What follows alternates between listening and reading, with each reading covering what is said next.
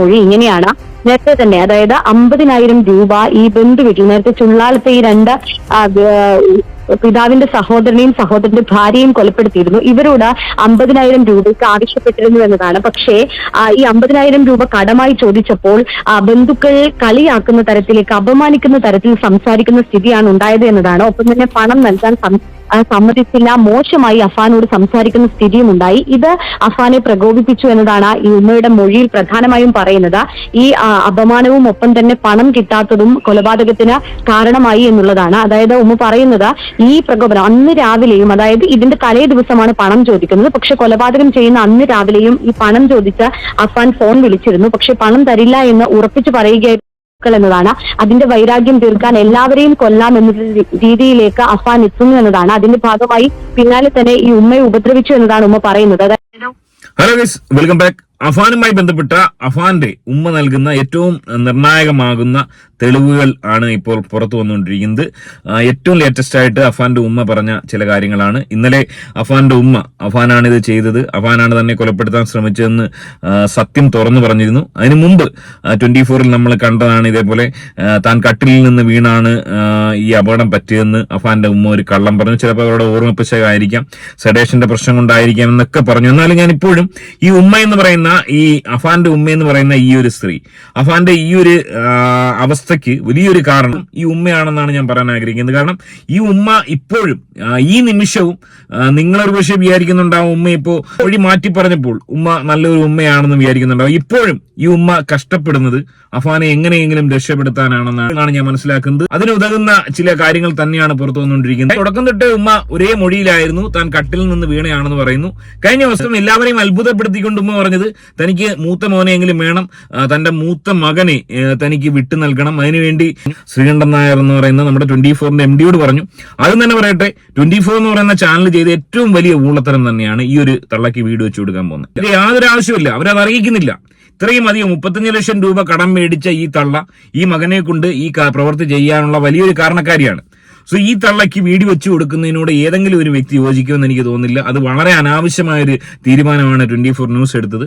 Anyway, 24 ന്യൂസിന്റെ ശ്രീകണ്ഠൻ നായരോട് ഇവർ കഴിഞ്ഞ ദിവസം പറഞ്ഞത് ഇതേപോലെ എന്റെ മകനെ എങ്ങനെങ്കിലും പുറത്തിറക്കി തരണം. അതായത് ഈ അഫാൻ ഒരുപക്ഷെ വധശിക്ഷ കിട്ടാൻ സാധ്യത കുറവാണെന്ന് നമുക്കറിയാം. ആ ഒരു അവസ്ഥയിൽ നിന്നും ശിക്ഷ ഇളവ് ചെയ്ത് ഒരുപക്ഷെ ഒരു സാധാരണ ജീവപര്യന്തത്തിലേക്ക് എത്തി വളരെ കൂളായിട്ട് അഫാൻ ഒരു 10-35 വയസ്സാവുന്ന സമയത്ത് ഇറങ്ങേണ്ടുന്ന ഒരു സാഹചര്യം ഉണ്ടാവുമെന്നാണ് ഞാൻ മനസ്സിലാക്കുന്നത്. അത് തന്നെയാണ് ഒരു പക്ഷേ സംഭവിക്കാൻ പോകുന്നത്. അത് തന്നെയായിരിക്കും ഒരു പക്ഷേ ഈ ഉമ്മയുടെയും മനസ്സിലിരിപ്പ്. അതിനുവേണ്ടിയാണ് ഇത്രയും അധികം കഥകൾ അവർ മെനയുന്നത്. നിർണായകമായേക്കാവുന്ന തെളിവുകളെന്ന് നമ്മൾ ധരിക്കുന്നത് മുഴുവൻ അഫാനെ സേവ് ചെയ്യുന്ന രീതിയിലേക്കാണ് കാര്യങ്ങൾ പോകുന്നത്. നേരത്തെ തന്നെ ഈ കടവുമായി ബന്ധപ്പെട്ടുകൊണ്ട് പണം ചോദിച്ച് കടമൊക്കെ ഉള്ളത് കൊണ്ട് തന്നെ ഈ ആത്മഹത്യ ചെയ്താലോ എന്ന ആലോചന ഇവർ നടത്തിയിരുന്നു എന്നത് കൂടി ഉമ്മ പറയുന്നുണ്ട്. കൂട്ട ആത്മഹത്യക്ക് പോലും ആലോചിച്ചിരുന്നു എന്നതാണ് പറയുന്നത്. ഒപ്പം തന്നെ അനുജനുമായി, അതായത് അനുജനുമായി ഈ ആത്മഹത്യയുടെ വീഡിയോ അടക്കം കണ്ടിരുന്നു എന്നതും ഉമ്മയുടെ മൊഴിയിൽ പറയുന്നുണ്ടായിരുന്നു.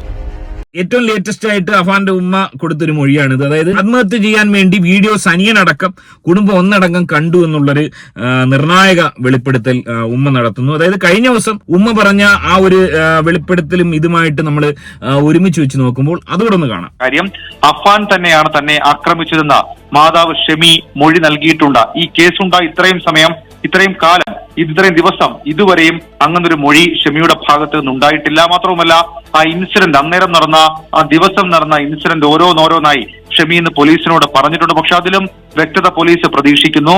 അഫാൻ തന്റെ പിന്നിൽ വന്ന ഉമ്മ എന്നോട് ക്ഷമിക്കണം എന്ന് പറഞ്ഞു.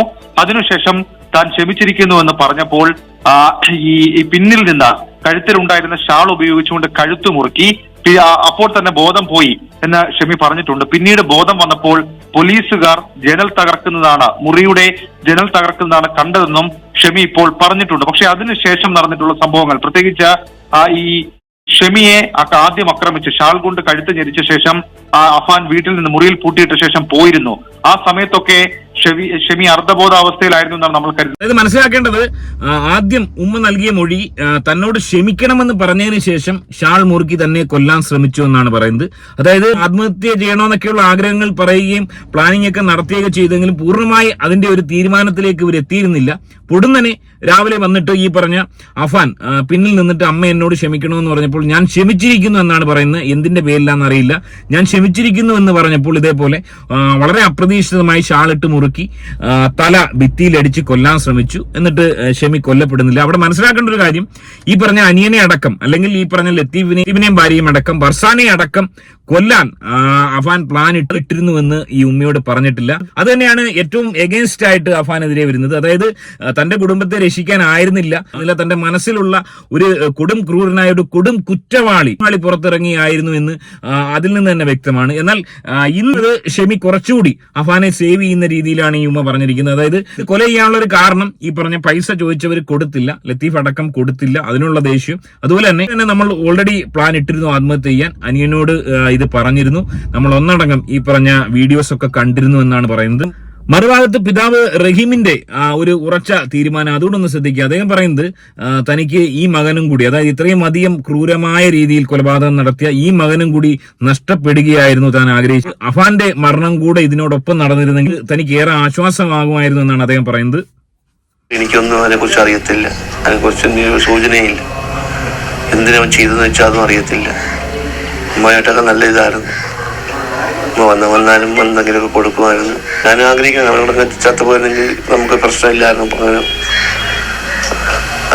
മരിച്ചു കൊടുത്ത് രണ്ടുപേരും മരിച്ചു എന്ന് കണക്കാക്കാമായിരുന്നു.